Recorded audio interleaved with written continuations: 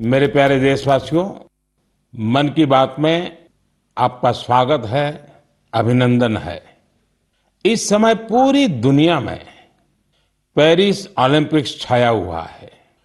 Olympics हमारे खिलाड़ियों को विश्व पटल पर तिरंगा लहराने का मौका देता है, देश के लिए कुछ कर गुजरने का मौका देता है। आप भी अपने खिलाड़ियों का उत्साह बढ़ाइए। Cheer for Bharat. साथियों, स्पोर्ट्स की दुनिया के इस ओलंपिक्स से अलग कुछ दिन पहले मैथ्स की दुनिया में भी एक ओलंपिक हुआ है, इंटरनेशनल मैथमेटिक्स ओलंपियाड। इस ओलंपियाड में भारत के स्टूडेंट्स ने बहुत शानदार प्रदर्शन किया है। इसमें हमारी टीम ने सर्वश्रेष्ठ प्रदर्शन करते हुए 4 गोल्ड मेडल्स और 1 सिल्वर मेडल जीता है। इंटरनेशनल मैथमेटिक्स ओलंपियाड, इसमें 100 से ज्यादा देशों के युवा हिस्सा लेते हैं और ओवरऑल टैली में हमारी टीम टॉप 5 में आने में सफल रही है। देश का नाम रोशन करने वाले इन स्टूडेंट्स के नाम है पुणे के रहने वाले आदित्य वेंकट गणेश, पुणे के ही सिद्धार्थ चोपड़ा, दिल्ली के अर्जुन गुप्ता, ग्रेटर नोएडा के कनव तलवार, मुंबई के रुशिल माथुर और गुवाहाटी के आनंदो भादुरी। साथियों, आज मन की बात में मैंने इन युवा विजेताओं को विशेष तौर पर आमंत्रित किया है। ये सभी इस समय फोन पर हमारे साथ जुड़े हुए हैं। नमस्ते साथियों, मन की बात में आप सभी साथियों का बहुत बहुत स्वागत है। आप सभी कैसे हैं? हम ठीक है सर। अच्छा साथियों, मन की बात के जरिए देशवासी आप सभी के एक्सपीरियंसेस जानने को बहुत उत्सुक है। मैं शुरुआत करता हूं आदित्य और सिद्धार्थ से। आप लोग पुणे में हैं। सबसे पहले मैं आपसे ही शुरू करता हूं। ओलंपियाड के दौरान आपने जो अनुभव किया उसे हम सभी के साथ शेयर कीजिए। मुझे मैथ्स में छोटे से इंटरेस्ट था। मुझे 6th स्टैंडर्ड में प्रकाश सर एक टीचर ने सिखाया था और उन्होंने मेरे मैथ्स में इंटरेस्ट बनाया था। मुझे कुछ सीखना मिला और मुझे करने का अपॉर्चुनिटी मिला था। आपके साथी का क्या कहना है? मैं सिद्धार्थ हूँ, मैं पुणे से हूँ। मैं भी क्लास 12 पास किया हूँ। ये मेरा सेकंड टाइम था आईएमओ में। मुझे भी छोटे से बहुत इंटरेस्ट था मैथ्स में और आदित्य के साथ जब मैं 6th में था, प्रकाश सर ने हम दोनों को ट्रेन किया था और बहुत हेल्प हुआ था हमको। और अभी मैं कॉलेज के लिए CMI जा रहा हूँ और मैथ्स एंड CS परस्यू कर रहा हूँ। अच्छा, मुझे बताया गया है कि अर्जुन इस समय गांधीनगर में है और कनव तो ग्रेटर नोएडा के ही है। अर्जुन और कनव, हमने ओलंपियाड को लेकर जो चर्चा की, लेकिन आप दोनों हमें अपनी तैयारी से जुड़ा कोई विषय और कोई विशेष अनुभव अगर बताएंगे तो हमारे श्रोताओं को अच्छा लगेगा। नमस्ते सर, जय हिंद। मैं अर्जुन बोल रहा हूँ। जय हिंद अर्जुन। मैं दिल्ली में रहता हूँ और मेरी मदर श्रीमती आशा गुप्ता फिजिक्स की प्रोफेसर हैं दिल्ली यूनिवर्सिटी में और मेरे father Shri Amit Gupta chartered accountant हैं। मैं भी बहुत गौरवान्वित महसूस कर रहा हूँ कि मैं अपने देश के प्रधानमंत्री से बात कर रहा हूँ और सबसे पहले मैं अपनी सफलता का श्रेय अपने माता पिता को देना चाहूँगा। मुझे लगता है कि जब एक परिवार में कोई सदस्य एक ऐसे कंपटीशन की तैयारी कर रहा होता है तो केवल उस सदस्य का संघर्ष नहीं होता, पूरे परिवार का संघर्ष होता है। एसेंशियली हमारे पास जो हमारा पेपर होता है उसमें हमारे पास 3 प्रॉब्लम्स के लिए 4.5 घंटे होते हैं, तो एक प्रॉब्लम के लिए 1.5 घंटा। तो हम समझ सकते हैं कि कैसे हमारे पास एक प्रॉब्लम को सॉल्व करने के लिए कितना समय होता है। तो हमें घर पे काफी मेहनत करनी पड़ती है, हमें प्रॉब्लम्स के साथ घंटों लगाने पड़ते हैं, कभी कभार तो एक एक प्रॉब्लम के साथ एक दिन या यहाँ तक कि 3 दिन भी लग जाते हैं। तो इसके लिए हमें ऑनलाइन प्रॉब्लम्स ढूंढनी होती हैं, हम पिछले साल की प्रॉब्लम ट्राई करते हैं और ऐसे जैसे हम धीरे धीरे मेहनत करते जाते हैं उससे हमारा एक्सपीरियंस बढ़ता है। हमारी सबसे ज़रूरी चीज़ हमारी प्रॉब्लम सॉल्विंग एबिलिटी बढ़ती है, जो ना कि हमें मैथमेटिक्स में बल्कि जीवन के हर एक क्षेत्र में मदद करती है।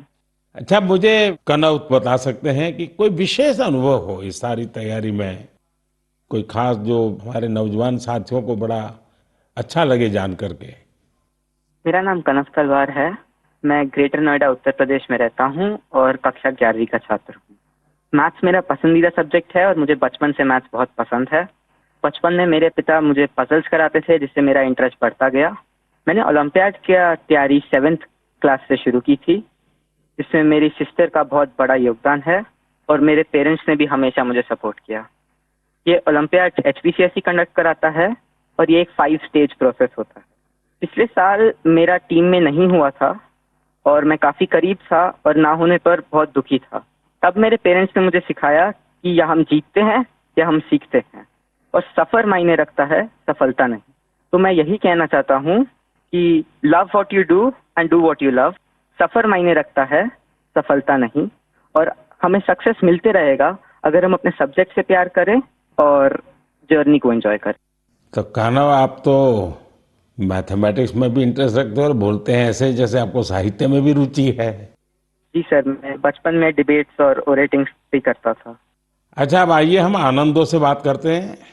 आनंदो, आप अभी गुवाहाटी में हैं और आपका साथी रुशील आप मुंबई में हैं। मेरे आप दोनों से एक क्वेश्चन है। देखिए, मैं परीक्षा पे चर्चा तो करता ही रहता हूँ और परीक्षा पे चर्चा के अलावा अन्य कार्यक्रमों में भी मैं स्टूडेंट से संवाद करता रहता हूँ। बहुत से छात्रों को मैथ से इतना डर लगता है, नाम सुनते ही घबरा जाते हैं। आप बताइए कि मैथ से दोस्ती कैसे की जाए? सर, मैं रुशिल माथुर हूँ। जब हम छोटे होते हैं और हम पहली बार एडिशन सीखते हैं, हमें कैरी फॉरवर्ड समझाया जाता है, पर हमें कभी ये समझाया नहीं जाता कि कैरी फॉरवर्ड होता क्यों है। जब हम कंपाउंड इंटरेस्ट पढ़ते हैं, हम ये क्वेश्चन कभी नहीं पूछते कि ये कंपाउंड इंटरेस्ट का फॉर्मूला आता कहाँ से। मेरा मानना ये है कि मैथ्स एक्चुअली एक सोचने और प्रॉब्लम सॉल्विंग की एक कला है, और इसलिए मुझे ये लगता है कि अगर हम सब मैथमेटिक्स में एक नया क्वेश्चन जोड़ दें, तो ये क्वेश्चन है कि हम ये क्यों कर रहे हैं, ये ऐसे क्यों होता है। तो आई थिंक इससे मैथ्स में बहुत इंटरेस्ट बढ़ सकता है लोगों का, क्योंकि जब किसी चीज़ को हम समझ नहीं पाते उससे हमें डर लगने लगता है। इसके अलावा मुझे ये भी लगता है कि मैथ्स, सब सोचते हैं, एक बहुत लॉजिकल सा सब्जेक्ट है, पर इसके अलावा मैथ्स में बहुत क्रिएटिविटी भी इम्पोर्टेंट होती है, क्योंकि क्रिएटिविटी से ही हम out of the box solution सोच पाते हैं जो ओलंपियाड्स में बहुत यूजफुल होते हैं। और इसलिए मैथ ओलंपियाड्स का भी बहुत इम्पोर्टेंट रेलेवेंस है मैथ्स के इंटरेस्ट बढ़ाने के लिए। आनंदो, कुछ कहना चाहेंगे? नमस्ते पीएम जी, मैं आनंद खैरव गुवाहाटी से। मैं भी अभी 12वीं कक्षा पास किया हूँ। यहाँ के लोकल ओलंपियाड में 6th और 7th में करता था, वहाँ से जी हुई। ये मेरी दूसरी आयामो थी, दोनों आयामी बहुत अच्छे लगे। मैं रुशिल जो कहा उससे मैं सहमत हूँ, और मैं ये भी कहना चाहूँगा कि जिन्हें मैथ से डर है उन्हें धैर्य की बहुत जरूरत है। कि हमें मैथ जैसे पढ़ाया जाता है, क्या होता है, एक फार्मूला दिया जाता है, वो रटा जाता है, फिर उस फार्मूला से ही 100 सवाल ऐसे करने पड़ते हैं, लेकिन फार्मूला समझे कि नहीं वो नहीं देखा जाता। सिर्फ सवाल करते ही जाओ, फार्मूला भी रटा जाएगा, और फिर एग्जाम में अगर फार्मूला भूल गया तो क्या करेगा। इसलिए मैं कहूँगा कि फार्मूला को समझो, जो रुशिल कहा था, फिर धैर्य से देखो। अगर फार्मूला ठीक से समझे तो 100 सवाल नहीं करने पड़ेंगे, 1-2 सवाल से ही हो जाएंगे, और मैथ्स को डरना भी नहीं है। आदित्य और सिद्धार्थ, आप जब शुरू में बात कर रहे थे तब ठीक से बात हो नहीं पाई। अब इन सारे साथियों को सुनने के बाद आपको भी जरूर लगता है कि आप भी कुछ कहना चाहते होंगे। क्या आप अपने अनुभव अच्छे ढंग से शेयर कर सकते हैं? बहुत सारे दूसरे देशों से इंटरैक्ट किया था, बहुत सारे कल्चर्स थे, और बहुत अच्छा था दूसरे स्टूडेंट्स से इंटरैक्ट करने के, और बहुत सारे फेमस मैथमेटिशियंस थे। हाँ आदित्य, बहुत अच्छा एक्सपीरियंस था मैम। उधर हमें उन्होंने बर्थ सिटी को घुमा के दिखाया था, उधर बहुत अच्छे अच्छे व्यूज दिखे थे और पार्क्स लेके गए थे, और हमें ऑक्सफोर्ड यूनिवर्सिटी को भी लेके गए थे, तो वो भी बहुत अच्छे अनुभव था। चलिए साथियों, मुझे बहुत अच्छा लगा आप लोगों से बात करके। और मैं आपको बहुत बहुत शुभकामनाएं देता हूं, क्योंकि मैं जानता हूं इस प्रकार के खेल के लिए काफी फोकस एक्टिविटी करनी पड़ती है, दिमाग खपा देना पड़ता है। और परिवार के लोग भी कभी कभी तंग आते हैं कि ये क्या गुणा भाग करता रहता है। लेकिन मेरी तरफ से आपको बहुत बहुत शुभकामनाएं हैं। आपने देश का मान बढ़ाया है, नाम बढ़ाया है। धन्यवाद दोस्तों।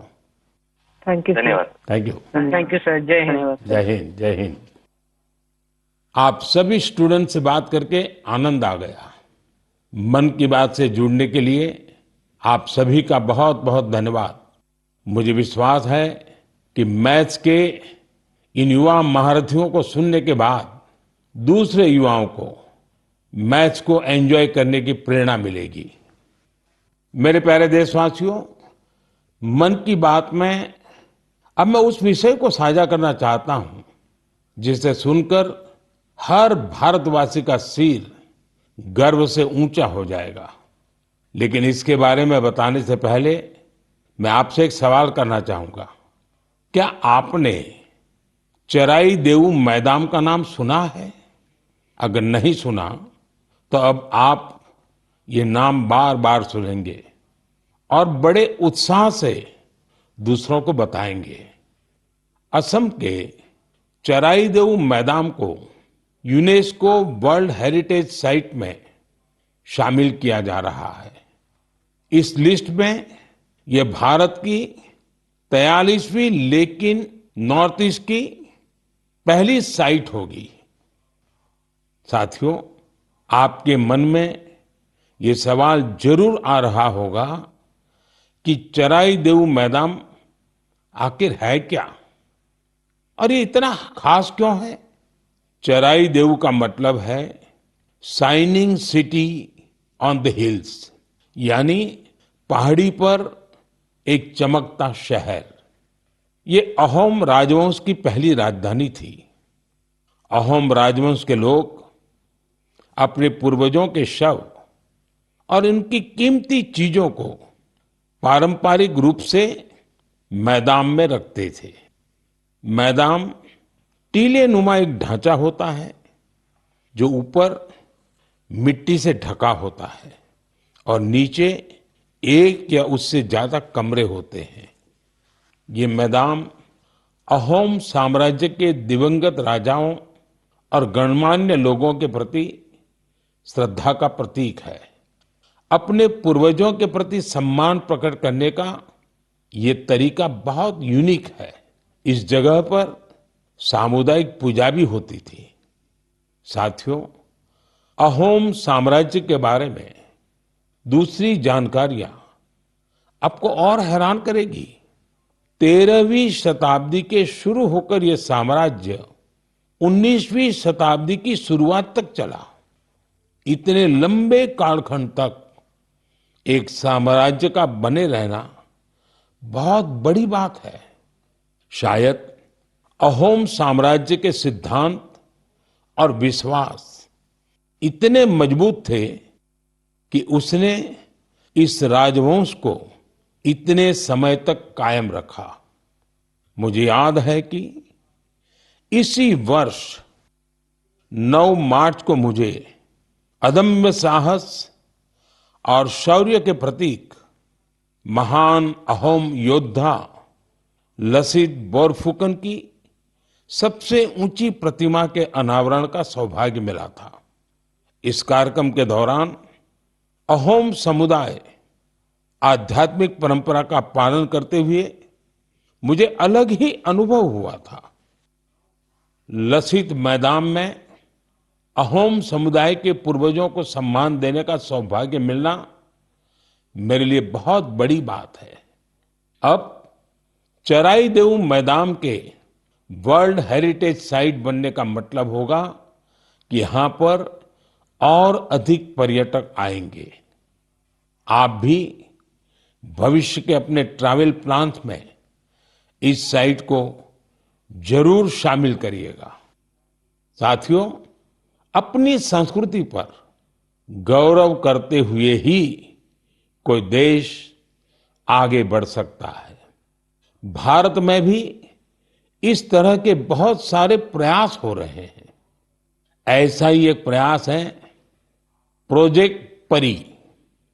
अब आप परी सुनकर कंफ्यूज मत होइएगा। ये परी स्वर्ग की कल्पना से नहीं जुड़ी, बल्कि धरती को स्वर्ग बना रही है। परी यानी public art of India. Project परी पब्लिक आर्ट को लोकप्रिय बनाने के लिए उभरते कलाकारों को एक मंच पर लाने का बड़ा माध्यम बन रहा है। आप देखते होंगे सड़कों के किनारे, दीवारों पर, अंडरपास में बहुत ही सुंदर पेंटिंग्स बनी हुई दिखती हैं। ये पेंटिंग्स और ये कलाकृतियां यही कलाकार बनाते हैं जो परी से जुड़े हैं। इससे जहां हमारे सार्वजनिक स्थानों की सुंदरता बढ़ती है, वहीं हमारे कल्चर को और ज्यादा पॉपुलर बनाने में भी मदद मिलती है। उदाहरण के लिए दिल्ली के भारत मंडपम को ही लीजिए। यहां देश भर के अद्भुत आर्टवर्क्स आपको देखने को मिल जाएंगे। दिल्ली में कुछ अंडरपास और फ्लाईओवर पर भी आप ऐसे खूबसूरत पब्लिक आर्ट देख सकते हैं। मैं कला और संस्कृति प्रेमियों से आग्रह करूंगा कि वे भी पब्लिक आर्ट पर और काम करें। ये हमें अपनी जड़ों पर गर्व करने की सुखद अनुभूति देगा। मेरे प्यारे देशवासियों, मन की बात में अब बात रंगों की, ऐसे रंगों की जिन्होंने हरियाणा के रोहतक जिले की 250 से ज्यादा महिलाओं के जीवन में समृद्धि के रंग भर दिए हैं। हथकरघा उद्योग से जुड़ी ये महिलाएं पहले छोटी छोटी दुकानें और छोटे मोटे काम कर गुजारा करती थी, लेकिन हर किसी में आगे बढ़ने की इच्छा तो होती ही होती है। इसलिए इन्होंने उन्नति सेल्फ हेल्प ग्रुप से जुड़ने का फैसला किया और इस ग्रुप से जुड़कर उन्होंने ब्लॉक प्रिंटिंग और रंगाई में ट्रेनिंग हासिल की। कपड़ों पर रंगों का जादू बिखेरने वाली ये महिलाएं आज लाखों रुपए कमा रही है। इनके बनाए बेड कवर, साड़ियां और दुपट्टों की बाजार में भारी मांग है। साथियों, रोहतक की इन महिलाओं की तरह देश के अलग अलग हिस्सों में कारीगर हैंडलूम को लोकप्रिय बनाने में जुटी हैं। चाहे ओडिशा की संबलपुरी साड़ी हो, चाहे एमपी की माहेश्वरी साड़ी हो, महाराष्ट्र की पैठणी या विदर्भ के हैंड ब्लॉक प्रिंट्स हो, चाहे हिमाचल के भुट्टिकों के शॉल और ऊनी कपड़े हो, या फिर जम्मू कश्मीर के कनी शॉल हो, देश के कोने कोने में हैंडलूम कारीगरों का काम छाया हुआ है। और आप ये तो जानते ही होंगे, कुछ ही दिन बाद 7 अगस्त को हम नेशनल हैंडलूम डे मनाएंगे। आजकल जिस तरह हैंडलूम उत्पादों ने लोगों के दिलों में अपनी जगह बनाई है, वो वाकई बहुत सफल है, जबरदस्त है। अब तो कई निजी कंपनियां भी एआई के माध्यम से हैंडलूम उत्पाद और सस्टेनेबल फैशन को बढ़ावा दे रही है। Kosha AI, handloom India, D junk, Nova tags, Brahmaputra fables, ऐसे कितने ही स्टार्टअप भी हैंडलूम उत्पादों को लोकप्रिय बनाने में जुटे हैं। मुझे ये देखकर भी अच्छा लगा कि बहुत से लोग अपने यहाँ के ऐसे लोकल प्रोडक्ट्स को पॉपुलर बनाने में जुटे हैं। आप भी अपने लोकल प्रोडक्ट्स को #MyProductMyPride के नाम से सोशल मीडिया पर अपलोड करें। आपका ये छोटा सा प्रयास अनेकों लोगों की जिंदगी बदल देगा। साथियों, हैंडलूम के साथ साथ मैं खादी की बात भी करना चाहूंगा। आप में से ऐसे कई लोग होंगे जो पहले कभी खादी के उत्पादों का उपयोग नहीं करते थे, लेकिन आज बड़े गर्व से खादी पहनते हैं। मुझे ये बताते हुए भी आनंद आ रहा है, खादी ग्रामोद्योग का कारोबार पहली बार 1.5 लाख करोड़ रुपए के पार पहुंच गया है। सोचिए, 1.5 लाख करोड़ रुपए। और जानते हैं खादी की बिक्री कितनी बढ़ी है? 400%। खादी की, हैंडलूम की ये बढ़ती हुई बिक्री बड़ी संख्या में रोजगार के नए अवसर भी बना रही है। इस इंडस्ट्री से सबसे ज्यादा महिलाएं जुड़ी हैं, तो सबसे ज्यादा फायदा भी उन्हीं को हो रहा है। मेरा तो आपसे फिर एक आग्रह है, आपके पास भांति भांति के वस्त्र होंगे और आपने अब तक खादी के वस्त्र नहीं खरीदे, तो इस साल से शुरू कर लें।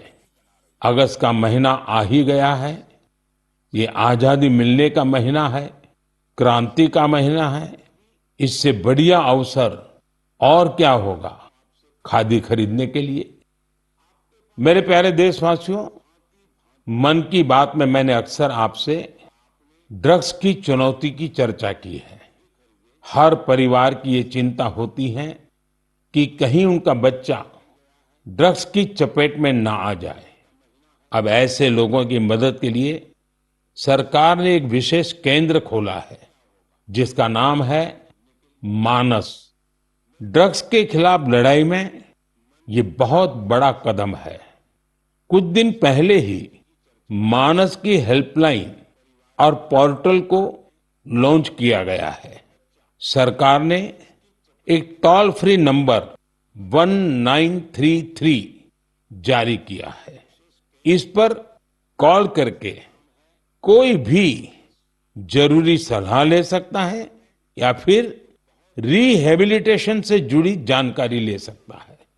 अगर किसी के पास ड्रग्स से जुड़ी कोई दूसरी जानकारी भी है, तो वो इसी नंबर पर कॉल करके नारकोटिक्स कंट्रोल ब्यूरो के साथ साझा भी कर सकते हैं।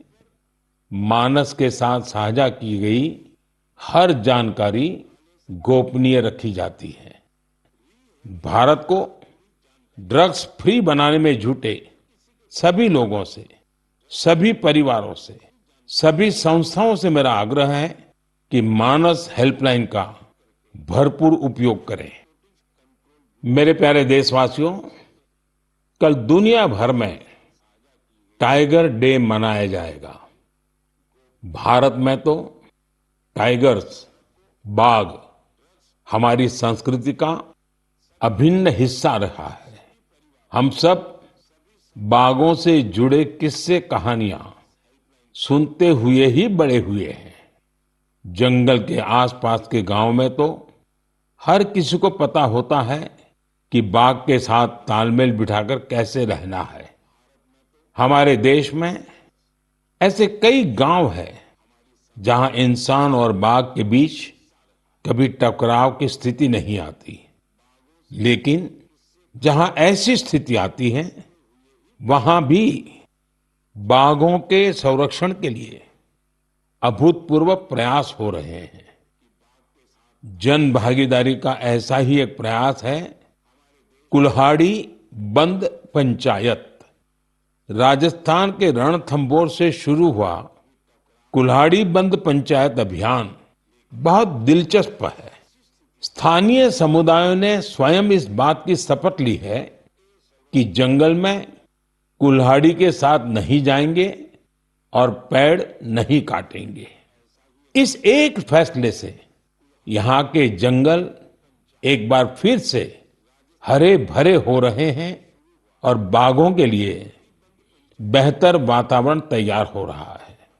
साथियों, महाराष्ट्र का ताडोबा अंधारी टाइगर रिजर्व बाघों के प्रमुख बसेरों में से एक है। यहाँ के स्थानीय समुदायों, विशेषकर गोंड और माना जनजाति के हमारे भाई बहनों ने इको टूरिज्म की ओर तेजी से कदम बढ़ाए हैं। उन्होंने जंगल पर अपनी निर्भरता को कम किया है ताकि यहाँ बाघों की गतिविधियां बढ़ सकें। आपको आंध्र प्रदेश में नल्ला मलाई की पहाड़ियों पर रहने वाले चेंचू जनजाति के प्रयास भी हैरान कर देंगे। उन्होंने टाइगर ट्रैकर्स के तौर पर जंगल में वन्य जीवों के मूवमेंट की हर जानकारी जमा की। इसके साथ ही वे इस क्षेत्र में अवैध गतिविधियों की निगरानी भी करते रहे हैं। इसी तरह उत्तर प्रदेश के पीलीभीत में चल रहा बाघ मित्र कार्यक्रम भी बहुत चर्चा में है। इसके तहत स्थानीय लोगों को बाघ मित्र के रूप में काम करने की ट्रेनिंग दी जाती है। ये बाघ मित्र इस बात का पूरा ध्यान रखते हैं कि बाघों और इंसानों के बीच टकराव की स्थिति न बने। देश के अलग अलग हिस्सों में इस तरह के कई प्रयास जारी हैं। मैंने यहाँ कुछ ही प्रयासों की चर्चा की है, लेकिन मुझे खुशी है कि जन भागीदारी बाघों के संरक्षण में बहुत काम आ रही है। ऐसे प्रयासों की वजह से ही भारत में बाघों की आबादी हर साल बढ़ रही है। आपको ये जानकर खुशी और गर्व का अनुभव होगा कि दुनिया भर में जितने बाघ हैं, उनमें से 70% बाघ हमारे देश में है। सोचिए, 70% बाघ। तभी तो हमारे देश के अलग अलग हिस्सों में कई टाइगर सेंचुरी है। साथियों, बाघ बढ़ने के साथ साथ हमारे देश में वन क्षेत्र भी तेजी से बढ़ रहा है। इसमें भी सामुदायिक प्रयासों से बड़ी सफलता मिल रही है। पिछले मन की बात कार्यक्रम में आपसे एक पेड़ मां के नाम कार्यक्रम की चर्चा की थी। मुझे खुशी है कि देश के अलग अलग हिस्सों में बड़ी संख्या में लोग इस अभियान से जुड़ रहे हैं। अभी कुछ दिन पहले स्वच्छता के लिए प्रसिद्ध इंदौर में एक शानदार कार्यक्रम हुआ। यहाँ एक पेड़ मां के नाम कार्यक्रम के दौरान एक ही दिन में 2 लाख से ज्यादा पौधे लगाए गए। अपनी मां के नाम पर पेड़ लगाने के इस अभियान से आप भी जरूर जुड़े और सेल्फी लेकर सोशल मीडिया पर भी पोस्ट करें। इस अभियान से जुड़कर आपको अपनी मां और धरती मां दोनों के लिए कुछ स्पेशल कर पाने का एहसास होगा। मेरे प्यारे देशवासियों, 15 अगस्त का दिन अब दूर नहीं है और अब तो 15 अगस्त के साथ एक और अभियान जुड़ गया है, हर घर तिरंगा अभियान। पिछले कुछ वर्षों से तो पूरे देश में हर घर तिरंगा अभियान के लिए सबका जोश हाई रहता है। गरीब हो, अमीर हो, छोटा घर हो, बड़ा घर हो, हर कोई तिरंगा लहराकर गर्व का अनुभव करता है। तिरंगे के साथ सेल्फी लेकर सोशल मीडिया पर पोस्ट करने का क्रेज भी दिखता है। आपने गौर किया होगा, जब कॉलोनी या सोसाइटी के एक एक घर पर तिरंगा लहराता है तो देखते ही देखते दूसरे घरों पर भी तिरंगा दिखने लगता है। यानी हर घर तिरंगा अभियान तिरंगे की शान में एक यूनिक फेस्टिवल बन चुका है। इसे लेकर अब तो तरह तरह के इनोवेशन भी होने लगे हैं। 15 अगस्त आते आते घर में, दफ्तर में, कार में तिरंगा लगाने के लिए तरह तरह के प्रोडक्ट दिखने लगते हैं। कुछ लोग तो तिरंगा अपने दोस्तों पड़ोसियों को बांटते भी है। तिरंगे को लेकर ये उल्लास, ये उमंग हमें एक दूसरे से जोड़ती है।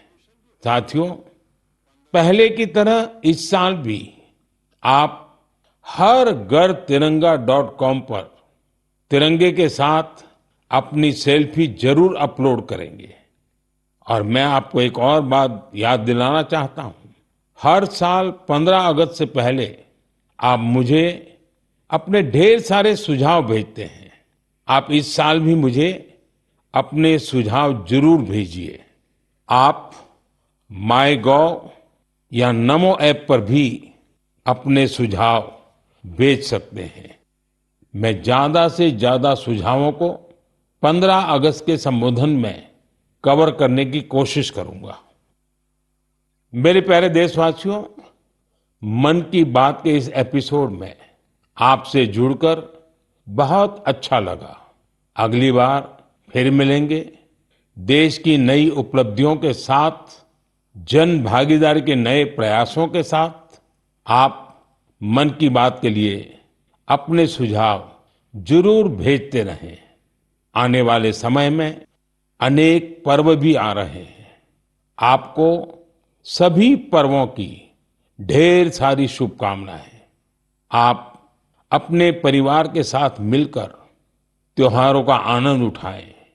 देश के लिए कुछ न कुछ नया करने की ऊर्जा निरंतर बनाए रखें।